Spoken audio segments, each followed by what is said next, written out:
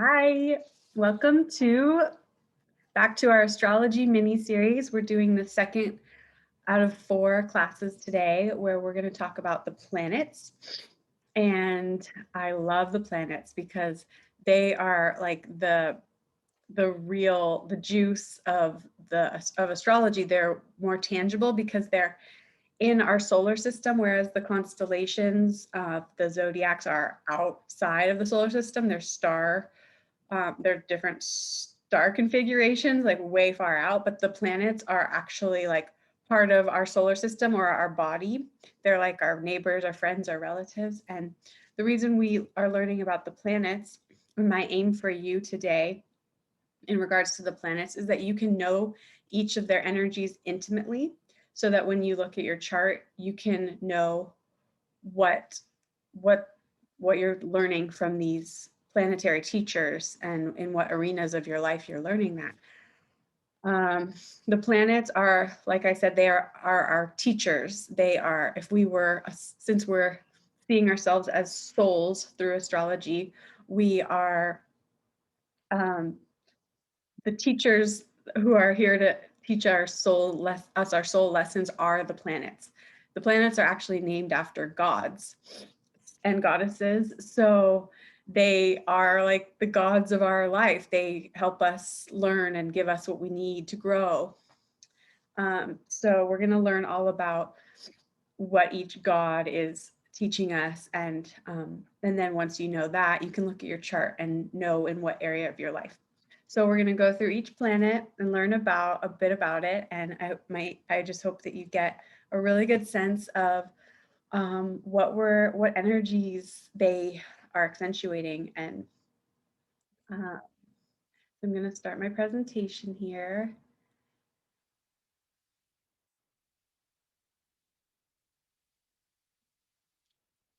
Oh, I got to share my screen. I didn't do that part. I'm kind of new to this whole technology. Where's screen sharing? Oh, here it is. All right. So here we are. Thanks for your patience. So the presentation, the planets. The planets are our teachers. They are the how we express in different parts of our lives, and the parts of our lives being the zodiac sign and the house. We're going to learn the keywords, the purpose, a little bit about their orbits and how long they take to move around the sun, the light and shadow aspects of each planet, and the mythology. So just to give you a little reference, we've got the sun here, which is considered a planet in our chart readings. And then we've got them in order here. Mercury being first, Venus, then Earth, then Mars, then Jupiter, and Saturn, and then Uranus and Neptune, and Pluto is somewhere out here in the ethers. And so we're going to go in order of how the planets show up in the solar system. First is the sun. So anywhere you see the sun in your chart, you're looking at what brings you vitality, what helps you have a healthy ego. The sun is, who we think we are, how we express our truest, most authentic self. Going back to my notes here, I'm really going to just talk from my own knowing, but these are notes to help me, and then also to help you if you're a visual learner, to help you read, get some more information maybe that I don't say, or that to help you remember if you want to look back at this and just read it. So the glyph for the sun in the chart you'll see is a circle with a dot in the middle. And the glyph, which is what this is called, is a circle, which represents the infinite spirit, and the center point, which represents the center of consciousness. So our consciousness is actually infinite and vast and expansive and timeless and unlimited, but we have a unique we are referencing life from a unique point of view. And that unique point of view is the center of consciousness, who we are expressing in this life. So it's a big energy. It's what makes up a lot of how we, like, who we see ourselves as, and it shines out on the rest of our lives. For example, 99% of the solar system is the sun, so it's like kind of taking up a lot of space in our our consciousness, or our ego, our personality. The sun, whatever sign it's in, is what gives you and me meaning, continuity, and purpose. So it's really helpful to ground into that energy of the sun, to know who we are. I'm the type of person who, it's been hard to have my own identity, but when I look to the sun, it gives me guidance of like, where can I anchor and identify myself into this reality? And what gives me vitality? So doing things that, like, for example, if your sun is in Taurus, doing things that relate to Taurus is going to give you vitality and give you a sense of feeling alive, which is what the sun represents, life. The sun is, so if you were to look at a chart, and we already talked about this in the zodiac signs in the first session, but every zodiac sign has a rulership, a planetary rulership. Some of them have two. So the sun rules Leo, the zodiac sign Leo, and when the sun is in Aries in someone's chart, it is in an exalted position, which means it's like a really a big energy, or it's like very expressive and easy to express. When the sun's in Aquarius, which is opposite of Leo, it's in its detriment. So it's kind of hard for that sun to get its expression. It can be more challenging. So we're going to go on to the next one. So yeah, just know that you're a star in whatever realm that your sun is in your chart. You are a star in that realm, and that's like where you shine. And also I'm going to go back. Can I go back? Yeah. I'm going to write questions in the comments, like prompting questions about each of the planets. So you can do some homework with yourself for those. Whoops. Next is the moon. The moon is the opposite of the sun. So where the sun might be what we do and who we are, just and like what we express, the moon is more of our emotions, our waters, our internal. The two things I really love to say about the moon is that it's who we are behind closed doors, like who we know ourselves to be, or how I identify myself with my relationship with myself, like how I need to nurture myself and feel safe. And also the moon is the vehicle of the soul. So the moon is where we do a lot of our soul work. The moon is, yeah, like I said, how we feel safe. So it's also about emotional security or insecurity. So whatever sign your moon is in is what brings you emotional security. And it's also how we express our emotions and our love to others. The moon is, if you look at the moon and the placement of the moon in your chart, you'll get information on how you were nurtured as a child, like your formative years, how you were nurtured by your parents and how they showed you their love, and actually, and your child or early childhood imprints. And the soul chooses this for its own evolution.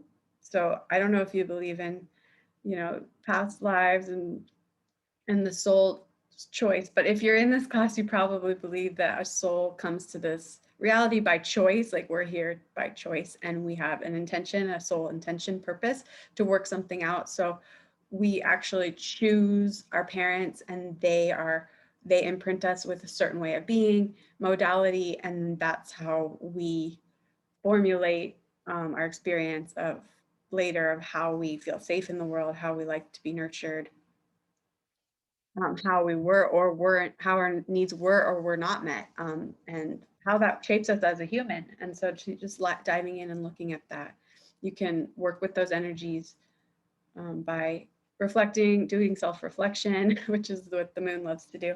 And, um, and yeah, that, forgot where I was going with that, but yeah, you can basically get a better understanding of yourself and why you chose the parents you did and what they helped you kind of get. Um, and lessons, like I said, all the planets are our teachers and they are what we're here to learn. So if your moon is in a certain sign, it's how are you learning about your emotions through that way, through that energy, and just how you're going to express yourself. And so the moon is the quickest moving planet uh, of all the bodies we're going to talk about today. The moon's the quickest, and they go from quickest to slowest as we go out. But the moon's the quickest, and it goes in each zodiac sign. Every 2.5 days it moves around, and it takes a whole month or 28 days to move around the earth, and then it starts over again through each zodiac sign. So the moon is like our emotions. The moon represents being moody, like we go from one emotion to the next, like and that's what the moon does. It goes quickly through all the different zodiac signs and affects our inner waters, which is the water of our body, which is, and the water of the earth, which is 70 or to 90% of our bodies. So it's very impactful in how we feel and how we relate to ourselves and others. The moon is ruled by Cancer, which is, and it's exalted when it's in the sign of Taurus, and it's at its detriment or more challenging when it's in the sign of Capricorn.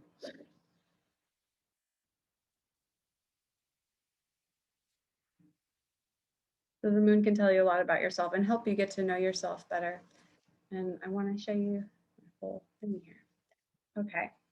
So the nodes of the moon are another important aspect of the chart, which they are not a planet or a body, but they are the directional points of the moon, the north and the south node. So these are important when looking at the chart. Because they tell you where the soul has been and what it's already been through a lot of, and where the soul wants to go and where it's aiming to get to balance itself out. The South Node is where it's um, really just had so much work and it's almost a master of that, but it's like, it's too much. Like, we don't want to be there anymore.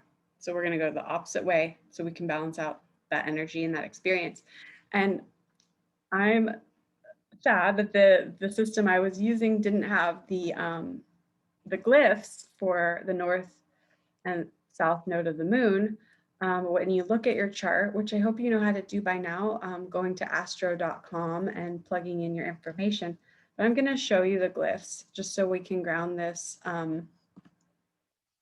No, just so we can ground this knowledge here, that the glyph for the south node and the north node look like little U's upside down. One's upside down and one's, well, actually there's only one. The north node is only shown on a chart and it's a little upside down U with a curly Q. That's right there, I'm pointing at it. And then the south node is always the opposite sign. So for this person's chart, the north node's in Aries and the south node is in Libra, because Libra is always opposite of Aries. So the north node, I basically explained it already. Rahu and Ketu is the mythological creature that represents the north and south nodes. In mythology, they were one long kind of dragon snake-like being, and it got cut in half, and so the lower half is like kind of like the bowels or the the past, which would represent the south node, which is K2. So it became its own being, this creature that got cut in half. One half turned into K2, which is the south node, and one half, which is the north node, which is like the mouth and like the lighter, more angelic version. The wiser version of this creature came into being Rahu. So wherever your north node is really important. It's where your soul desires to go into more, and knowing that helps you make decisions on where, you know, who you want to be, what you want to do, what energy you want to embody.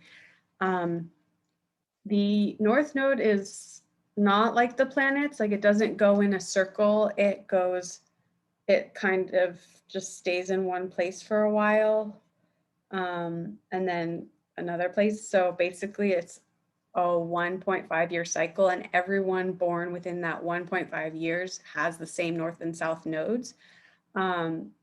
So they,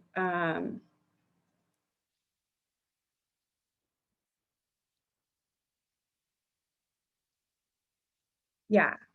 So you're going to have the same one as many of your peers, like everyone you graduated high school with, basically. It's kind of like the Chinese zodiac in that way. That's why I put the dragon here. It also represents that. So yeah, it's like a yearly a segment of year and a half where it'll be. So anyone you meet that was born the same year as you is probably going to have a similar north node. So that's why you kind of get along and you kind of get each other, because you're like, yeah, we're all in this together. We're going to the same place and we've dealt with the same things in the past. So now we're going to transition to the next closest planet, which is Mercury, which is between the sun and the next planet, I think, which is Venus. Anyways, Mercury is how we think. It is how we take in information and how we use that information to make meaning of the world around us. So it's a lot has to do with our brain, our database system, collecting information, processing it. And so, yeah, it shapes your perception of the world. And so when you look at someone's Mercury, you know that this is how they learn, this is what they think about, this is how their brain like relates with reality. It's also one's short-term memory. Um, so its ability to take in lots of information has to do with Gemini, and its ability to like discern and distill and purify all that information and make meaning of it has to do with Virgo. And so whenever you see Mercury in a chart, or Gemini or Virgo, you know they're all associated with the energy of the mind and thinking and information and processing information. And has to do with the nervous system. And when it's in Virgo, it's exalted. And when it's in Sagittarius, it's at its detriment. And Pisces as well. So Mercury, it takes 88 days to cycle around the sun. So that's only what, 3/4 of a year. And so it also moves fast. So it only will stay in a sign during the year for 7 days. And then it'll move on to the next sign for 7 days. So it goes pretty fast. The faster moving planets are called the inner planets or the personal planets. So this is all about just how we relate to ourselves and the world with our own like functioning of our bodies, basically. Mercury is a messenger god, and I don't know much about the mythology at this moment, except for that he's a messenger, and he's androgynous. And if you want to look up Mercury and what, you know, the story behind it, the myth to help you understand this segment, that's wonderful. And that would show maybe what type of Mercury you have. Yeah, so just playing with that there. Next, we're moving on to Venus. So Venus is the goddess of love and fertility and sex, enjoyment and pleasure. Venus is between Mercury and the Earth. The Venus is actually thought of as Earth's sister. They're very similar in size, and they were actually fused together at one point. They were one, but then they got split up at some point. I'm sure some of us, me included, are curious when that happened in the greater span of time. But Venus, I think, is the only feminine planet here of all of them. The moon is feminine too. And so she's holding down a lot of energy there. Um, the mythology is that she was born out of the sea after Kronos castrated Uranus. She was born out of Uranus's semen. Um, so the mythology is always very interesting. I like to throw it in when I can. Um, and so we're going to look at Venus and Mars, and they're like opposites, and they're very related, and they're also personal planets. So Venus is about bringing union and harmony, and it's a lot about how we love ourselves and our self-worth, which is highly related to Taurus, because Taurus is all about the self, like my resources, my house, my body. And so Venus shows us how we love ourselves, how we feel love, when we feel love, what types of things bring us love, what types of things help us merge into the oneness. So it has to do with a lot with relationships too, because Venus also ruled Libra, and Libra is the sign of all about relationships. A Libra always wants peace, love, and harmony, and with other people, and can be non-confrontational and just very sweet and people pleasing. And so Venus has those tendencies with other people. She can be more like always weighing options, like how can I get my social needs met? And so with Venus, we're always looking at like how we can get our social needs met, but then how we can also honor ourselves and our core values. So when we look at Venus, it's what do we value as well? So wherever it is in the chart, for example, my Venus is in Aquarius, I value community, I value eccentricity, I value like connection to like all that is. And so yeah, what do you value? That's where that's what Venus will tell you in your chart. What you like and don't like. So yeah, if you want to do more self-exploration, I invite you to write, what do you like? What don't you like? What are your core values? How do you show yourself love? How often do you show yourself love? Do you show yourself love more or others more? And like, if we don't, yeah, so it's really about, yeah, that. And creating relationships with those who share your values. And if you're not, then you're probably not aligned in that relationship. Um, so yeah, Venus is all about self-love, your body, and everyone has a different way of expressing their love and their self-love and what makes them feel really loved and seen and appreciated and valued in the world. That's the other thing Venus is like, where do you feel appreciated and valued? Where in your life, where in society? Venus is also what type of women we're attracted to and people we're attracted to.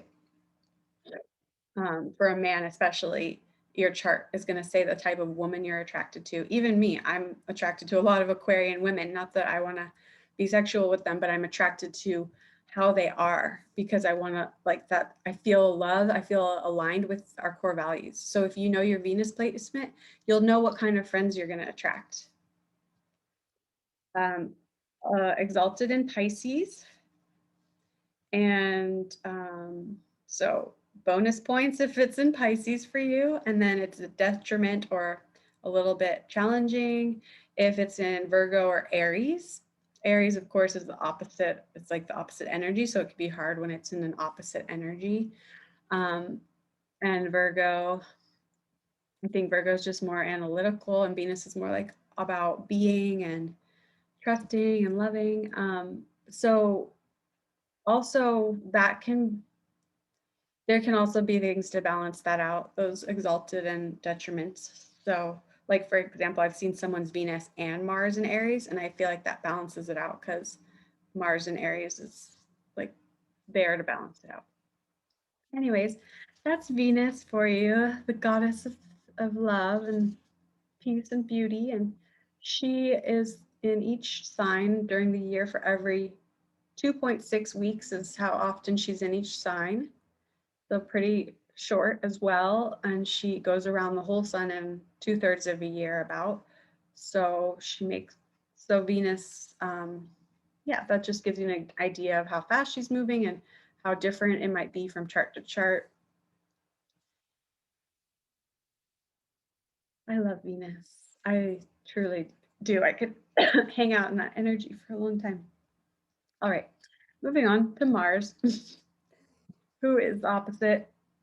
So we went from Venus to Mars, but Earth is in the middle of that. Let's see, where do we want to start? So Mars is the protector because Mars is outside of the Earth, cycling around the Earth and Venus. If you think of Mars as the masculine and Venus as the feminine, Mars is protecting basically the Earth, maybe the baby, and Venus, the woman. And so Mars is cycling around. It's every 2 years, it makes its full orbit, and it's in each sign for 2 months. So it's cycling around, and it's also a personal planet, so it's more about our own actions and impulses. And yeah, it's a sign of protection. So got the warrior energy, the soldier energy. It's kind of defensive. It's like, it's got boundaries. It's kind of brash. It's, all the Aries energy. So it's also has to do with your immune system and yeah, just how it's also where you do your most action in life, like what you just constantly want to be doing. For me, my Mars is in Taurus. So I'm like always want to be making food and dealing with resources and caring for my body.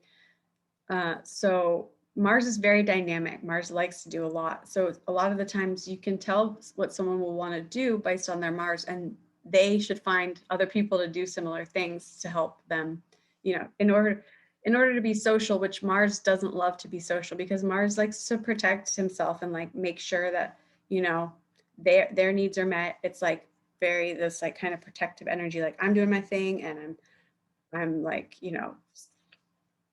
samuraiing everything that's getting in my way of that thing. And so um if you want to samurai, you want a friend to do it with, you don't want to push all your friends away, so find people that like to do the same things as you. So this is about relationships. I guess this is a social planet too. It's not an inner planet, so it's not between the earth and the sun. It's a social and a personal planet. So it has to do with other people. And like I said, it's the masculine, it's our activity. So it can be what kind of men we're attracted to as women, or um, yeah, and what it's a lot of our just like basic impulses and instincts. And going back to the cycle of Mars is every 2 years. So people have their Mars return when they're two. And that's what the terrible twos actually comes from, is the Mars return, which is when they're starting to say no more, and they're saying, no, I don't want that. I want to do my thing. I'm protecting me. This is my identity. This is my life. And I'm going to say no to that and no to that, no to that, because they want, like, the Mars is protecting the ego of this child, like, and just flexing that muscle of like, yeah, I'm I'm protector of this domain. Um, So Mars, what I love about that my teachers told me about Mars and that I wrote here is that Mars can be defensive, and it's because we are in a place of overcoming fear in this space. It's not that we're fearless and we don't have any fear, it's that we're actually consciously facing our fears. We're going where we're afraid to go. And so that's why we've kind of got our defenses up a little, because we're a little scared. So we're like, I got my weapons if I need them because I'm scared.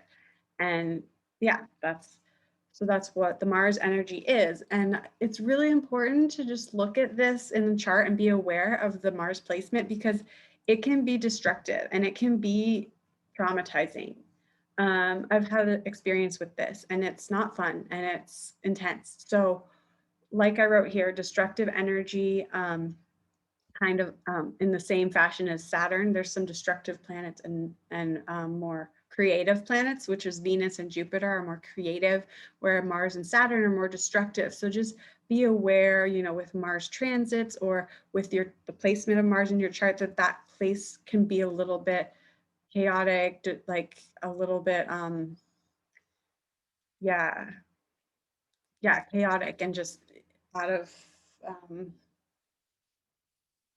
out of sorts. So just making sure that you keep that Mars in check, because what my teachers also said is that Mars has been more like toted. No, Mars has been more suppressed. Mars and Venus have been distorted a bit and suppressed. So Mars has to do with passion and drive and excitement. But like if you tell your child at age 2, like, no, you can't do that.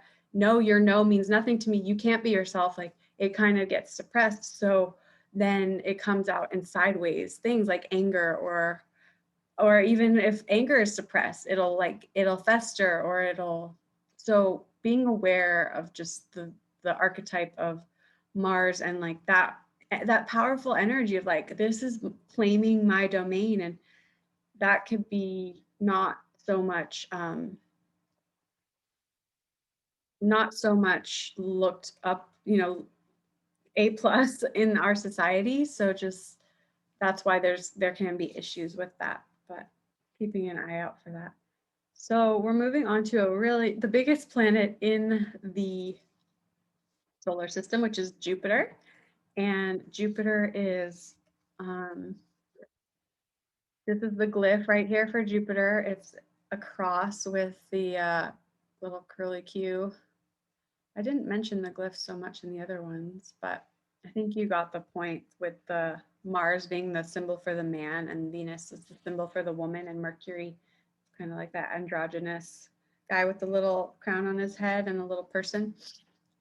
Jupiter looks like a 4, and Jupiter is another name for Zeus, the god of all the gods. He is the brother of Poseidon and Hades. Poseidon is the god of the waters, Zeus is the god of the heavens, and Hades is the god of the underworld, which makes up the 3 worlds. And so Jupiter or Zeus is like the golden god, like thou shalt not, anything. And he has his way with everything. It's his way, and he had many wives and just many everything. So it's this very expansive energy, almost in excessive energy. Very other traits are jolly and wise and optimistic and lucky and ambitious, truthful, daring. Jupiter is telling us to trust in ourselves, like we got this. Like Jupiter is about our attitudes in life and how we look at. It's basically the attitudes that we hold as we get through the ups and downs of life. Um, so it kind of helps us, like cheers us along as we go through and experience all that we experience. Jupiter reminds us of our truth. And I like the description of the glyph here, that it is the relationship of the soul to the material realm. So the soul's desire is to actually be free, to free itself from the material, because the soul is timeless and eternal, but the material is not, it's stuck in time. So the Jupiter encourages us to broaden our life experience and like expand, yet still make sure we're sustaining our physical needs. And that's why the glyph has this cross that's anchored in safe into the earth and the material, but it's reaching out to expand into that timeless zone. And it shows, yeah, and into our potential. So it shows that we are needed. We need to anchor into the physical before we can reach out um, to explore.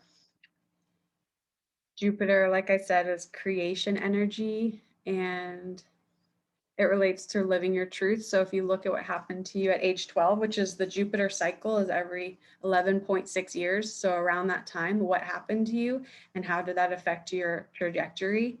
What happened at 23, what happens at 35 is gonna give you some, sorry, I've got something in my nose. Gonna give you insight into how you were invited to live your truth in that time, and also like maybe some luck or um, was thrown your way at that time too.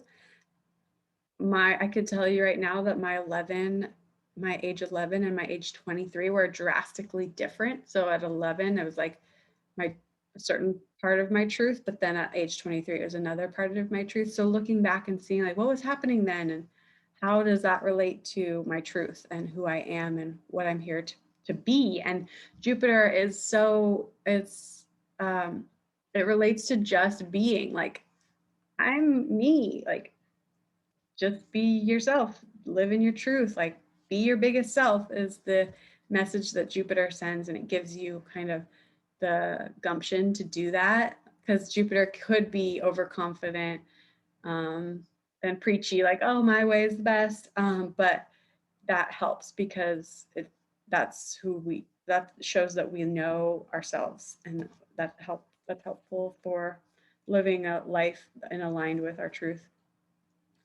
Um, Yeah, but being careful that Jupiter can be excessive, naive, or overconfident in these areas, or preachy or dogmatic or lying when it's in its shadow, when it's not properly being expressed, or when that it has a tendency to go there if we're imbalanced. Jupiter is happiest in Cancer and not happiest in Gemini. Jupiter also, I always see it as kind of, yeah, and it rules Sagittarius.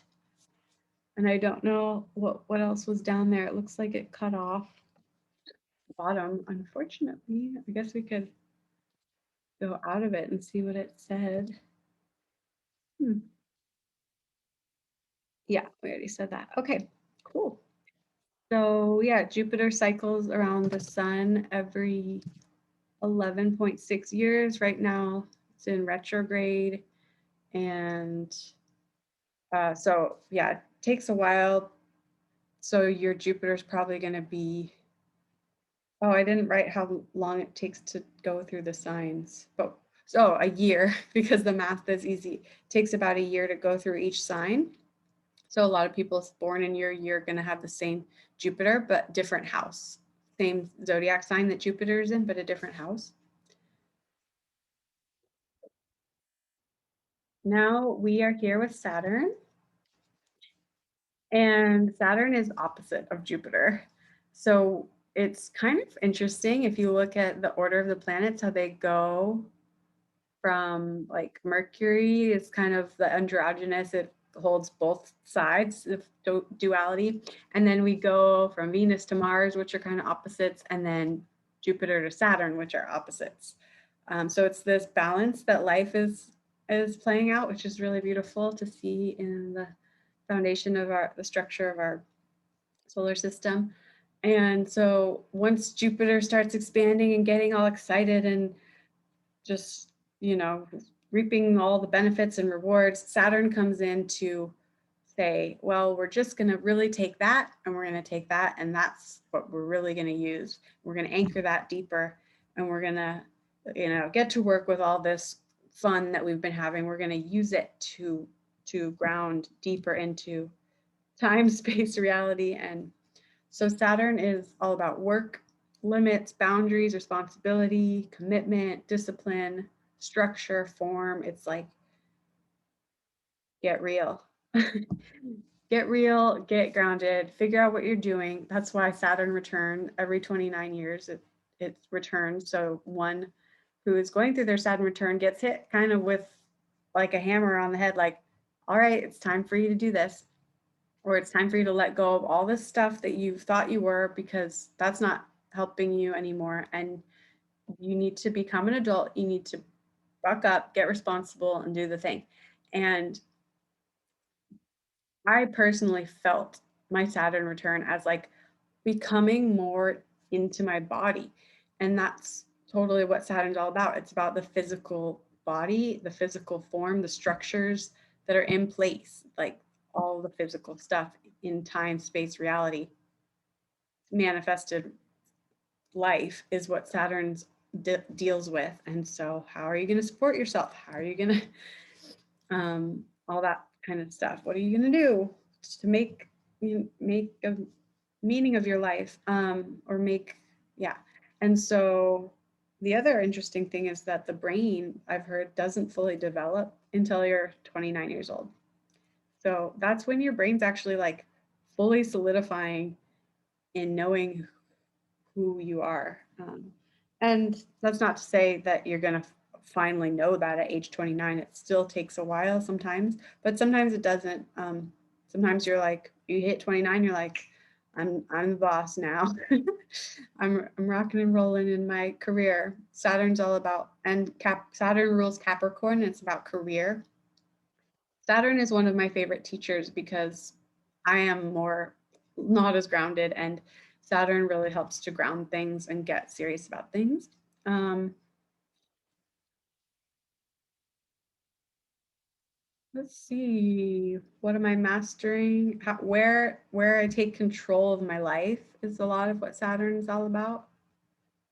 Where I take control and am in control of my life.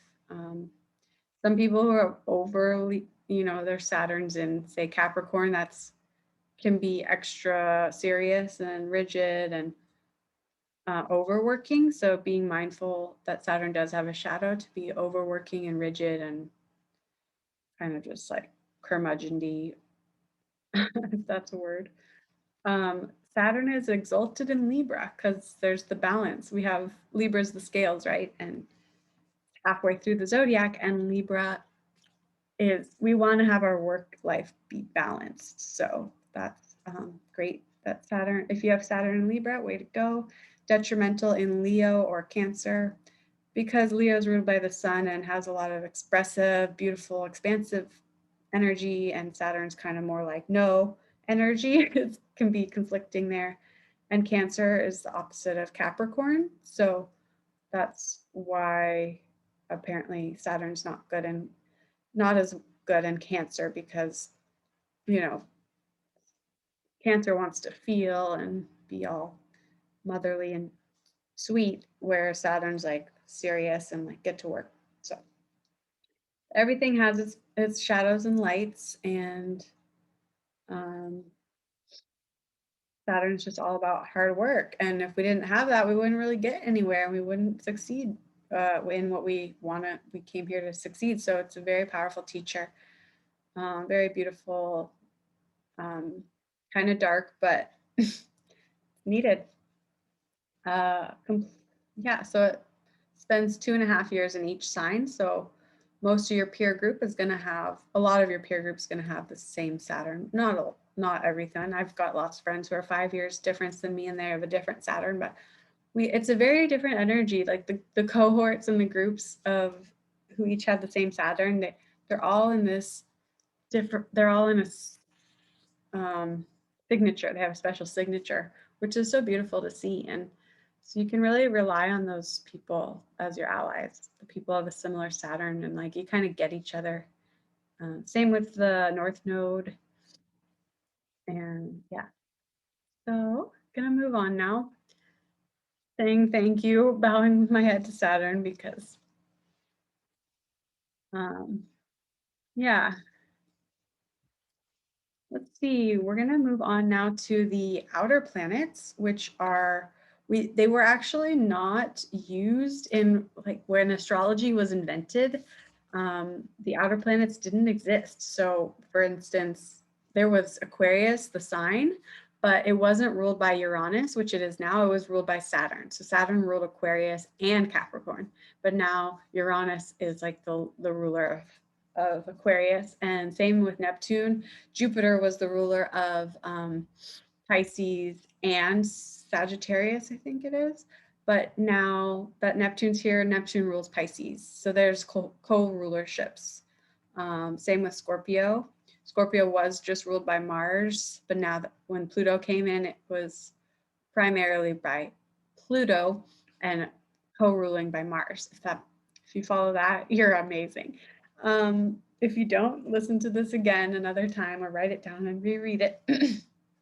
So Uranus, so Saturn is like, it was the end of the solar system for a while, and that's just the end. Like, this is how it is. It's kind of like this, the great stern father, like, this is, you wake up, or it's like your dad was a doctor, you're going to be a doctor. Those kind of times where you you just did what your family did because that was the system that was structured into your life, and we didn't have all this crazy technology to get us all these places, so we just did more Saturnian things.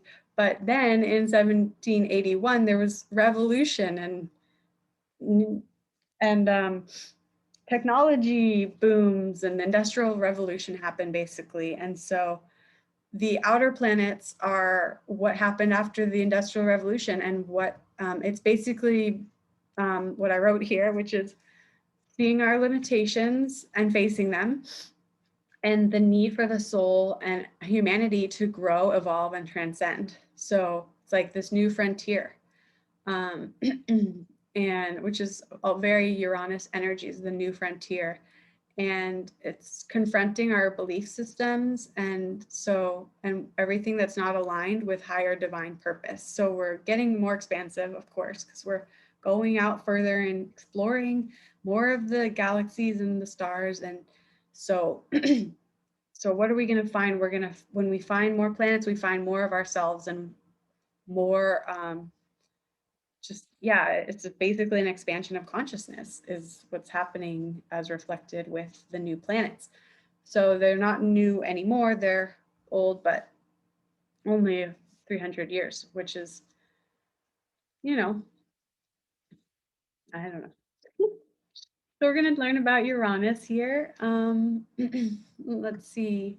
Uranus this is the glyph. To me, it looks like a radio tower, some kind of like alien crop circle, or that's how I look at it, like a radio, something to do with the radio. It's so what I imagine Uranus to be is all about like telecommunications and communicating new ideas, eccentricity, innovations, revolution. The telephone, the radio, those revolutionized how we live our lives. The computer.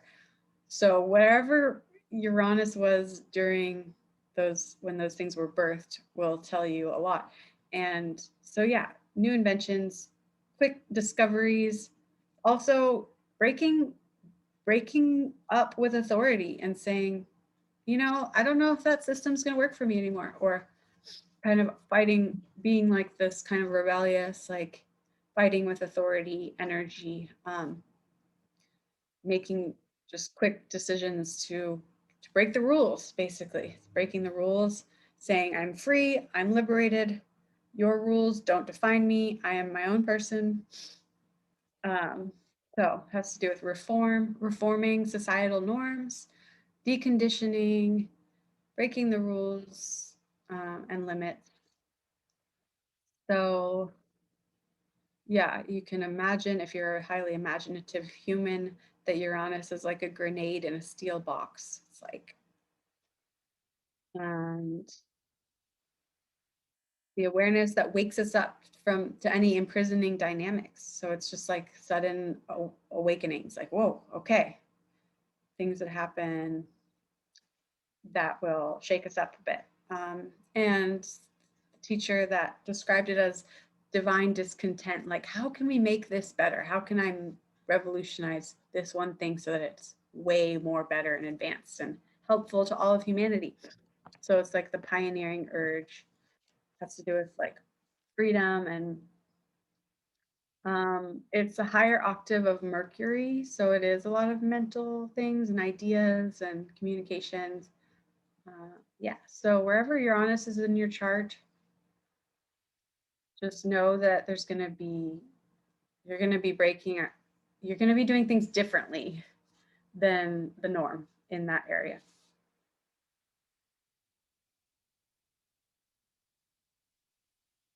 Quirky. Uranus rules Aquarius now, which is like eccentric and quirky.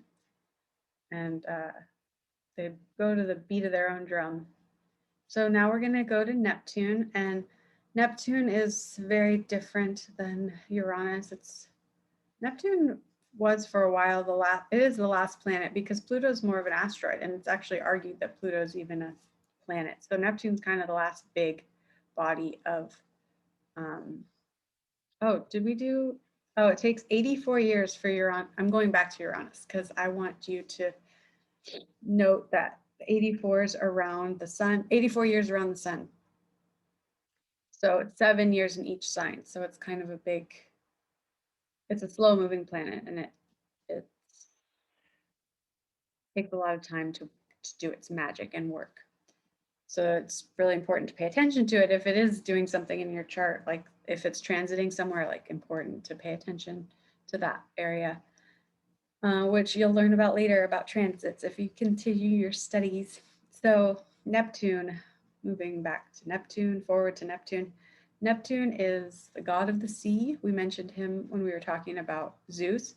So actually Neptune's a higher octave of Jupiter and Zeus, and Neptune's the god of the sea. That's his trident there is the glyph with the three prongs. And so the sea is turbulent. It's big, it's emotion, it has to do with, well, if you look at the sea, it's like really a big force. It's kind of uncontrollable. You can't control the waves and the oceans.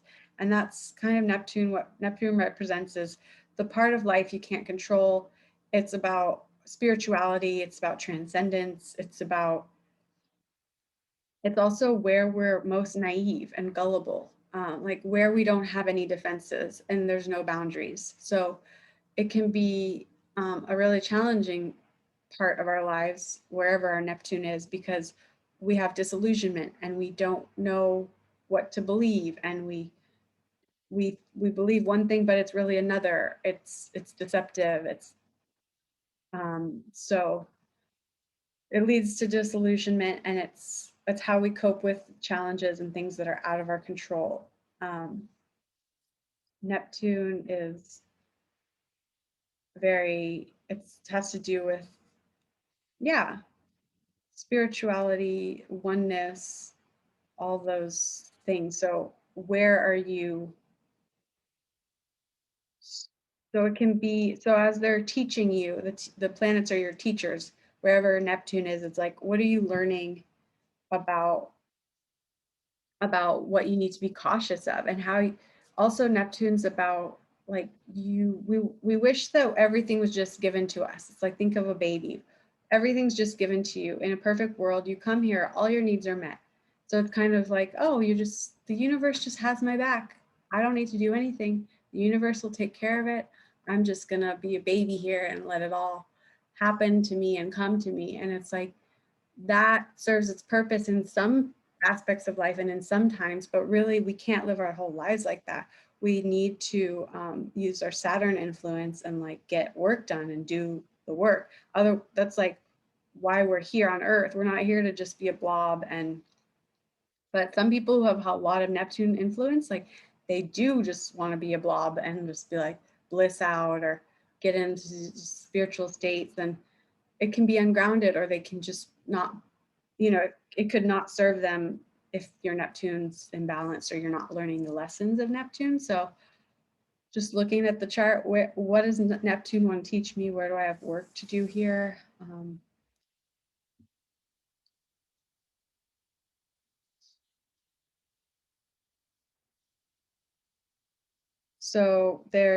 So Neptune it rules Pisces, and Pisces is opposite of Virgo, and Virgo is all about work and daily work and maintenance, like maintaining the body and the space and cleaning and doing the things.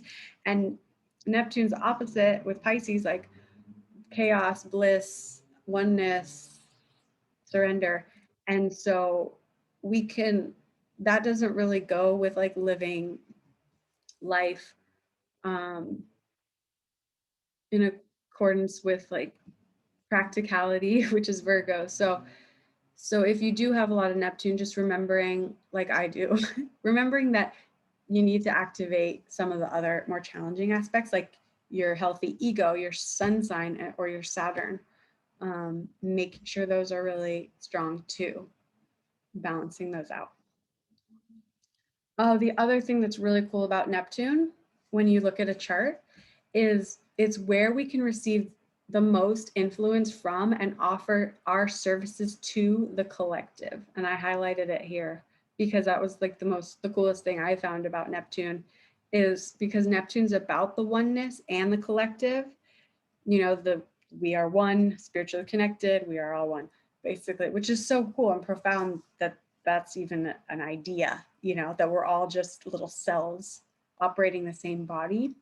um, so when we look at it from this perspective, in the healthy way of oneness, we can look at, where are my gifts going to serve the collective? So when you look at Neptune in your chart, you'll see that. And where do you have the capacity to become famous?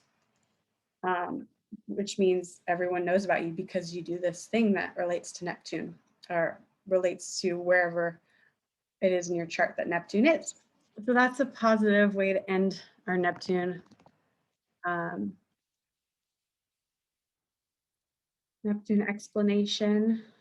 Um, Takes 14 years to be in each sign, so it's pretty slow. I think since it was discovered late, it's only been in Pisces through uh, Virgo. It hasn't been in Aries or anything. So it's only been in 6 signs since we discovered it. So there's only 6 options for people who have a Neptune placement, or for a Neptune placement to be. Um, where's Neptune right now? I think it's in Pisces, which is seems like a good placement for people born now. Um, Neptune to Pluto. Pluto is the last planet that is known as a planet to most people. Pluto is the deepest desires of the soul and the bottom line of the entire chart. It's like, what are we really doing here? And it's these deep soul impulses that are unconscious. We don't even have conscious awareness of them. We're just deeply guided to act out these ways. Right when we come in, whatever that Pluto placement is, we know that we're going to need to act out those patterns and energetics as we live our life, so we can really get what we came here to do in this life. Pluto relates a lot to the North Node, in a similar way, where it has that, like, what's the main theme of this life kind of a thing, and what are we balancing out from the last life. Some people could be so it's our evolutionary urge is what Pluto is asking of us. And what are our deeper motivations? And where are we sourcing our inner power from? This is a place where we're sourcing our inner power, because Pluto has to do with power, and whether it be taking power from someone or giving it away, or yeah, it has to do with gains and losses and like this death and rebirth. So what do I have to let go of in order to be more of my core, and what um and knowing that I'm always, yeah, yeah.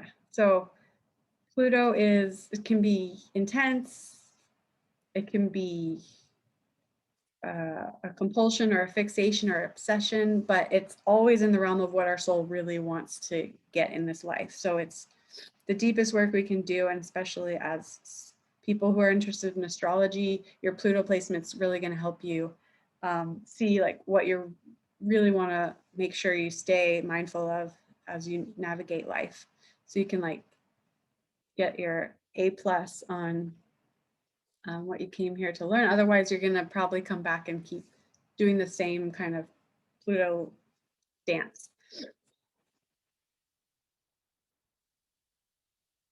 Right, next. So Pluto is 20 years in each sign, so it's moving slow. It takes 248 years to orbit the sun. So it is slow bugger, but it's so that's why sometimes it can take multiple lifetimes to to evolve because and to reach this learning that we need to learn because it can be slow, the soul's growth. And so, but if you're in a more spiritual context of your life, it can be faster. So, yeah, Pluto's deep. Next, I want to show you Chiron because it's one of my favorites, and we actually did find a glyph for it in the system we're using. Um, oh, did I not put the? Yeah, I did put the Pluto glyph here. It's the kind of reminds me of Mars because Pluto's a higher octave of Mars. So it's like taking, it looks like to me taking a lens and like, or a telescope and like shining it more deeply at the soul through the Mars lens. So sorry, I had to go back there for a second. I like to cover all the bases. So Chiron's here. Chiron is an asteroid as well. Well, I say as well because Pluto is considered sometimes a planet, sometimes an asteroid. Chiron's actually an asteroid. And um, Chiron is our kind of our deepest core wound, and we can experience some blocks in this area. But it's also where we have our most, it can be where we have our most brilliance because we actually, if we do heal ourselves, we've healed from that wound and we know how to heal that wound so we can actually help that for others. So Chiron is traditionally, yeah, where we have our most hurt, our most blocks. Um, and we just have to really go within and do it on our own kind of in order to heal this aspect of ourselves. Um, yeah, so just it can be a tender spot in someone's chart. So um, it's known as the wounded healer. I don't know if I wrote that here, but just imagine someone who's, you know,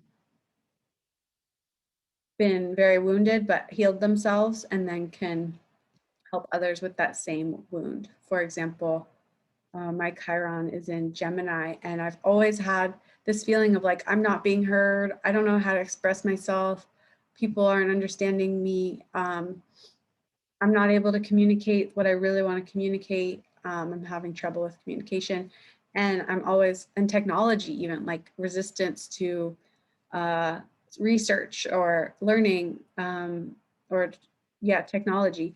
And so I finally just in this year like busted through that and was like, I'm gonna get that Chiron. That Chiron is gonna, we're gonna heal together and we're gonna embrace each. I'm gonna embrace Chiron and be like, what do you have? Like, I'm gonna master that part of my chart. Um, so mastering that part of your chart can look different depending on where Chiron is, of course, but it's a really beautiful place that brings us so much compassion and so much healing if we acknowledge this part of ourselves and really work there, do some work there. So good luck in exploring your Chiron. Next is the MC. It's the part of your chart that's always going to be in the 10th house. So you'll always find it at the top of your chart. And that is your career placement or how you show up as an authority for the public, what you're the most knowledgeable about, and how you want to share with others about that expertise and authority. I could go back to the chart and show you that, but you'll see it. If you look at a chart, you'll see the MC and you'll know what I mean. Next is the asteroids that are not on a typical chart drawing because usually it's just all the planets we just talked about and the North Node.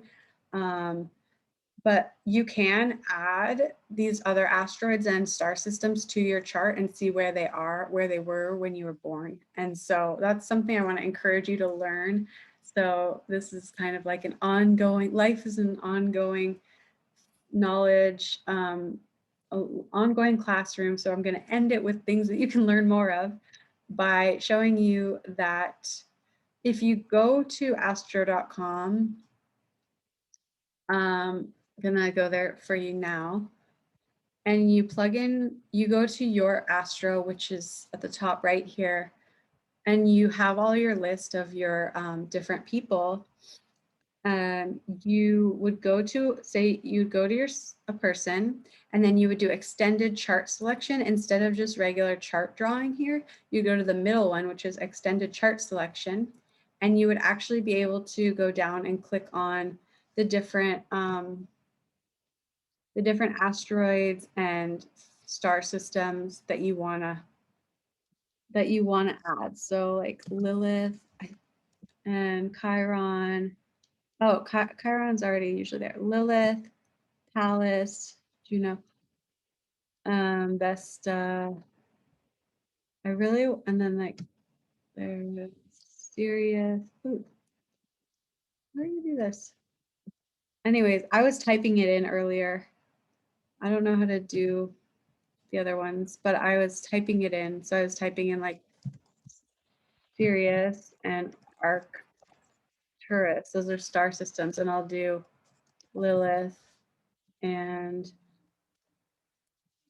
Juno. Juno. So now it says click here to show the chart, and then it'll show you where those things are. So right here is Sirius, right here is Arcturus. We've got, I think this is Pallas, and that will tell you more about your chart. And this is Vesta, I think, or anyways, so those are more glyphs that you can learn, these little guys. And I will probably do another class about, sorry, I'm going to stop the screen sharing.